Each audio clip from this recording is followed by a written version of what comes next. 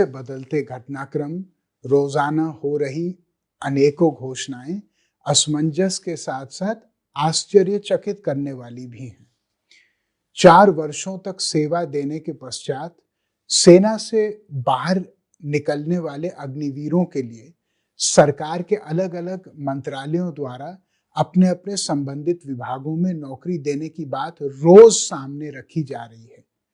नौकरी देने की होड़ में अब देश के बड़े बड़े उद्योगपति भी शामिल हो गए हैं। सबने अपने अपने कंपनियों में इन अग्निवीरों को नौकरी देने की बात की है। सरकार एवं उद्यमियों द्वारा किए गए वादे स्वागत योग्य हैं। नौकरी के इतने विकल्पों और अग्निवीरों की इतनी मांग जब देश के सरकारी व गैर सरकारी जगहों पर हैं, तो अग्निपथ योजना के खिलाफ आंदोलन कर रहे युवकों का आंदोलन तत्काल खत्म हो जाना चाहिए था। मैंने कई युवाओं से इस संबंध में बात की और उनकी राय जाननी चाहिए। युवा इन आश्वासनों को लेकर उदासीन हैं और उसके अपने तर्क हैं कि जो कि सरकारी आंकड़ों पर आधारित हैं। आंकड़े पूर्व सैनिकों के प्रति सरकारी उदासीनता का परिचय देते हैं। सरकार के 34 विभागों में ग्रुप सी के कर्मचारियों की कुल संख्या 10,84,705 है। इनमें से पूर्व सैनिकों की संख्या महज 13,976 है, जो कुल दी गई नौकरियों का सिर्फ 1.25% है।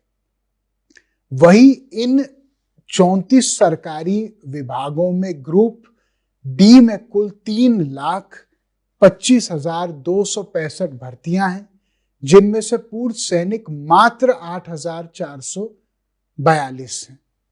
अगर इन आंकड़ों को देखें तो तमाम सरकारी और गैर सरकारी विभागों द्वारा अग्निवीरों को नौकरी देने की बात महज खाना पूर्ति लगती है। सरकार अगर अग्निवीरों को नौकरी देने के लिए इतनी ही गंभीर है तो वो ये भी बताए कि देश में 1 करोड़ से भी अधिक सरकारी पद रिक्त क्यों हैं। युवाओं ने यही सवाल देश के उद्यमियों से भी किया है। मुझे पूरी उम्मीद है कि युवाओं को इसका जवाब जरूर मिलेगा और उनकी परेशानियां हल होंगी। साथियों, किसी भी तरह की तोड़फोड़ या उग्र प्रदर्शन के लिए हमारे लोकतंत्र में कोई स्थान नहीं है।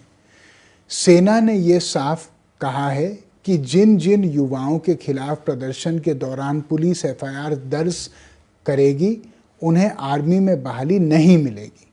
सरकार को यह सुनिश्चित करना चाहिए कि किसी एक भी निर्दोष युवा के खिलाफ झूठा मामला ना दर्ज हो।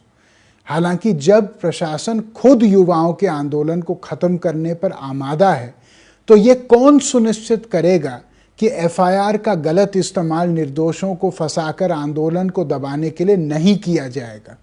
संबंधित माननीय न्यायालयों और सरकारों से उम्मीद है कि वो इस दिशा में भी गौर करेंगे।